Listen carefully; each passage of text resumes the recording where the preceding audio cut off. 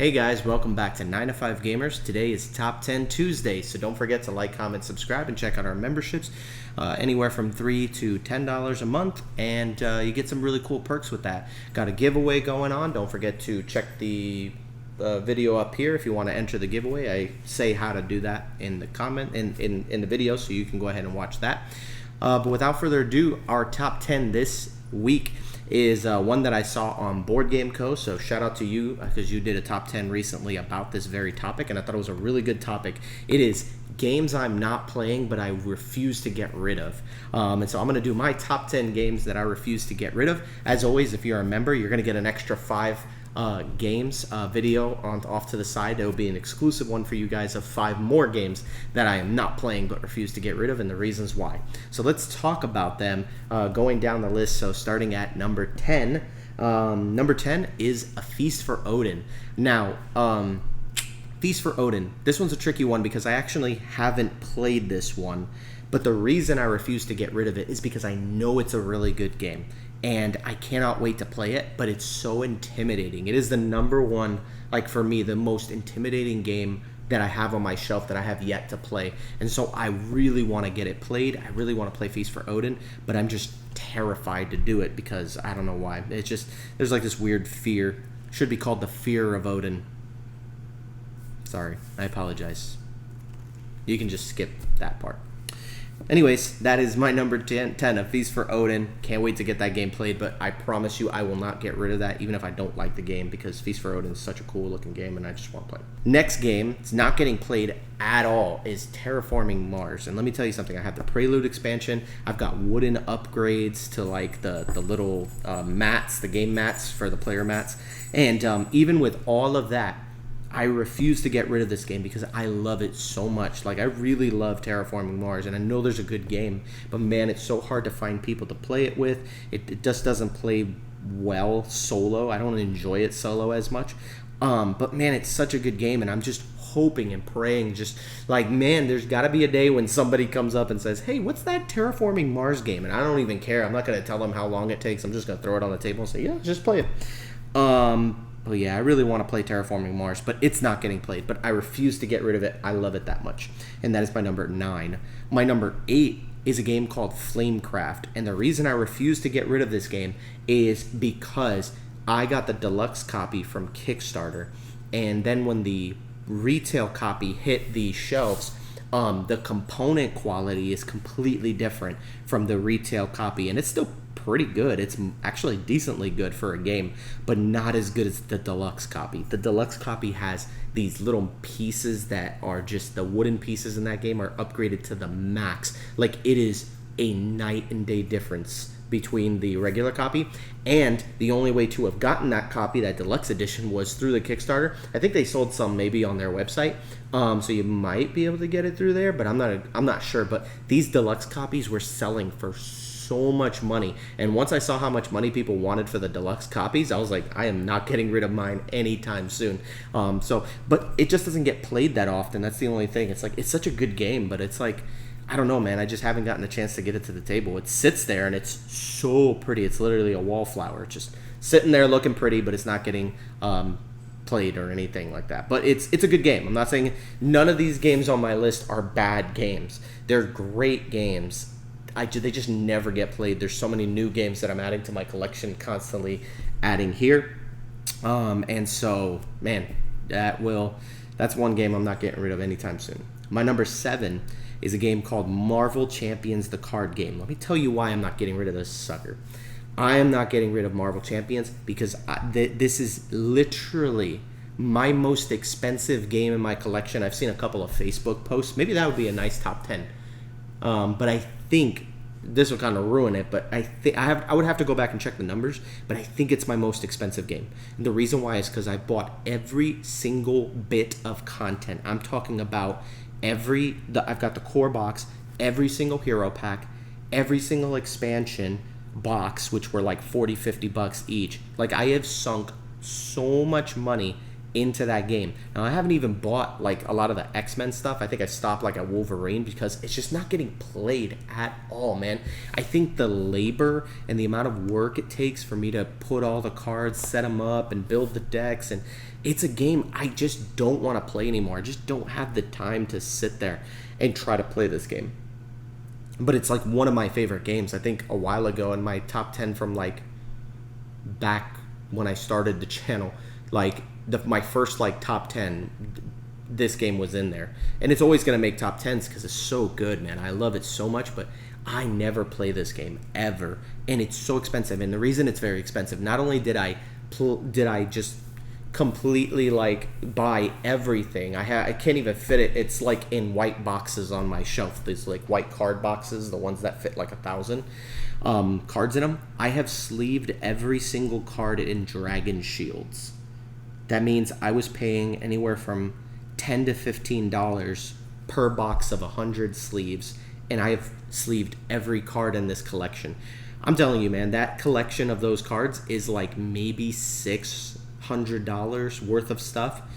And if I went to go sell it, somebody'd be like, yo, I'll give you $100 for it, because I will not get my money back on that at all. I will have to sell it at a lower price with all those sleeves. But you best believe, if I ever sell that collection, which I don't think I ever will, but if I did, I'm unsleeving everything and I'm keeping all of those sleeves, because ain't no way I'm giving that to nobody, because it's expensive and I'm not going to get my money's worth off of that. I'd rather just keep the sleeves. But that is my number 7. My number 6, for a similar reason, is Marvel United, which is right here. Marvel United, I went all in on the second Kickstarter, and that would probably be another one of my most expensive games. I went all in, plastic tokens, game mat, I have it all.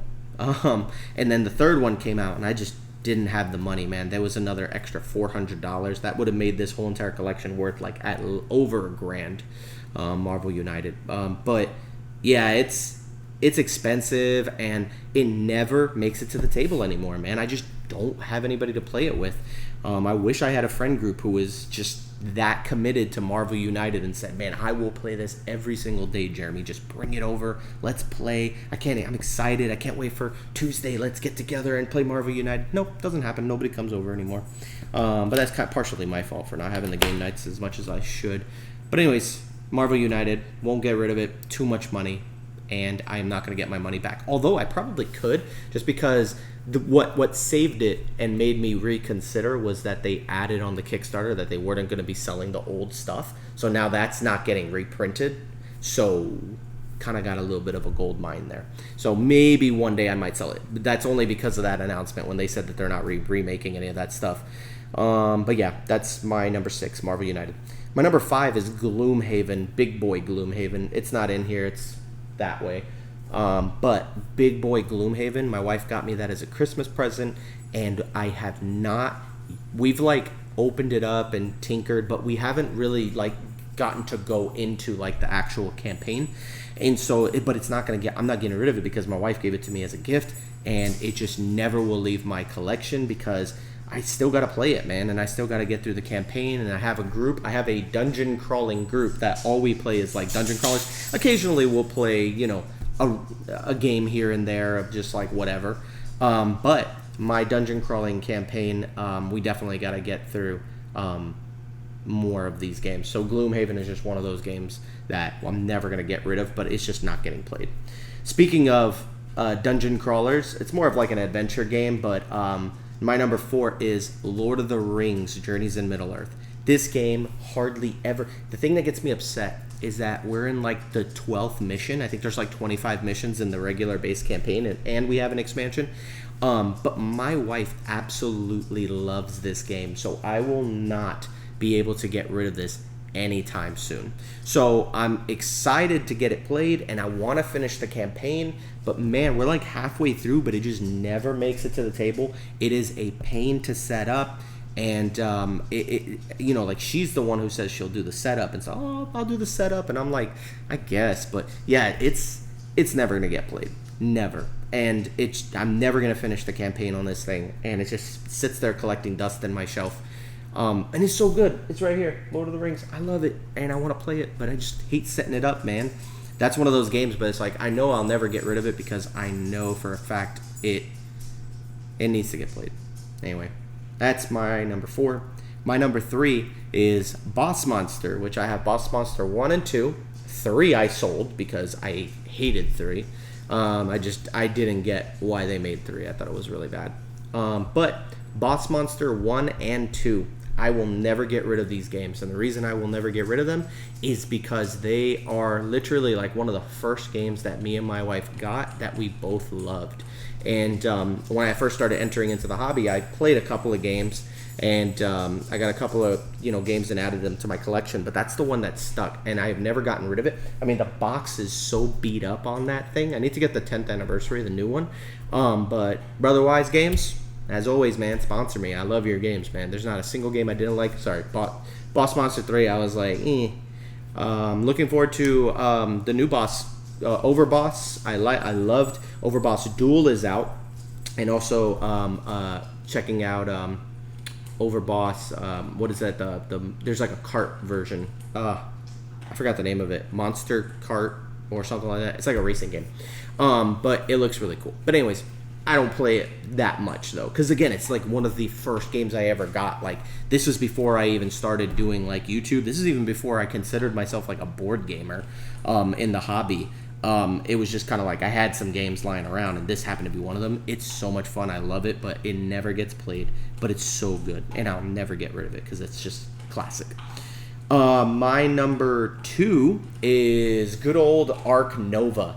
Ark Nova is a game that I never, ever play. Nobody will ever play it with me. It is a game that is just going to collect dust and sit on my shelf because it takes 3 to 4 hours to play, and nobody wants to play that with me. All the people I've introduced it to have liked it okay. They're like, it's good.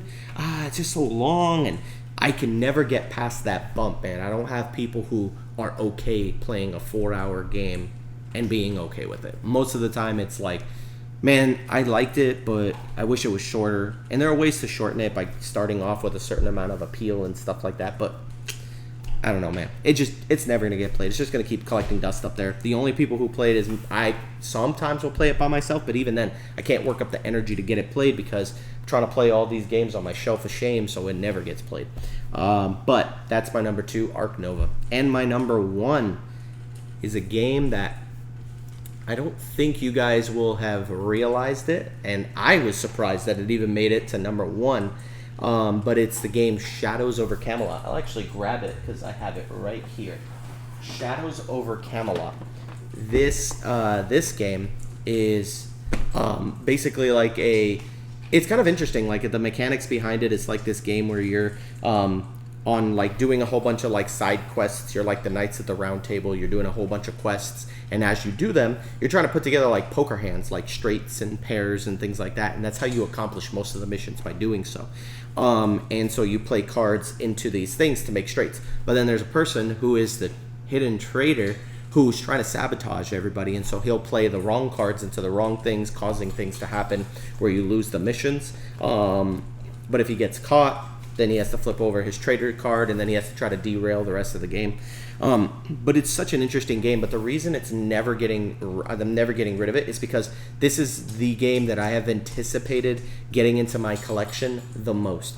New copies of this game were selling for like $150, something like that. Like, it was insane what people were asking. At one point, I remember seeing one for $350, brand new.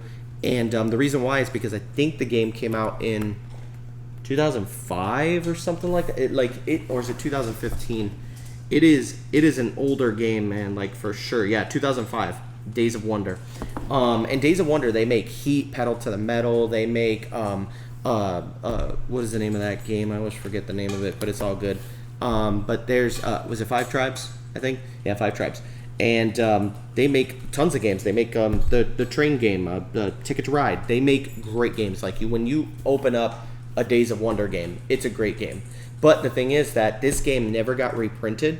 It's been out of print for quite some time, and it's been super expensive to find. I found a guy who sold it to me at Dice Tower East, which If you're ever a subscriber of me and you remember me, thank you for the game. You have made my life complete. I don't like saying stuff like that though.